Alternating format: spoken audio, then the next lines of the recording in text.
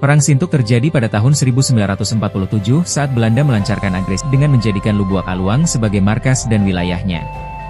Setelah perjanjian Renville maka wilayah Padang Pariaman dibagi dua yaitu wilayah Belanda dan Republik Indonesia. Wilayah ini hanya dibatasi sungai yaitu Sungai Sintuk yang berbatasan langsung dengan wilayah Belanda, Lubuk Alung. Oleh karena itu Sintuk menjadi kubu pertahanan strategis. Di antara Kesatuan Persatuan Tentara dan Laskar Sintuk bermarkas di Simpang 4 Sintuk di rumah almarhum Datuk Pahlawan serta markas Tentara Jembatan Putuih Simpang 3 Sintuk rumah Canak Suku Koto, pos Tentara Jembatan Toboh Baru dan pos Tentara di Jembatan Galuang Palembayan serta pos Tentara di Jembatan Tapakis Sintuk. Dipimpin oleh Tantawi dan Mus, tidak diketahui pangkatnya.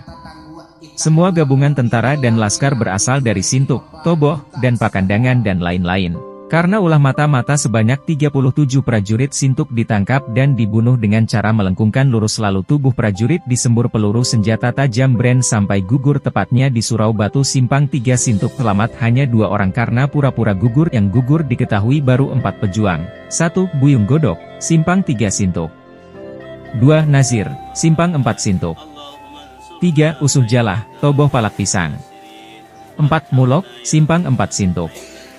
Dan yang selamat diantaranya Buyung Ubi dan Buyung Itiak adalah berasal dari Toboh Sawah Mansi.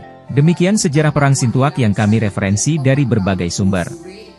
Wassalam.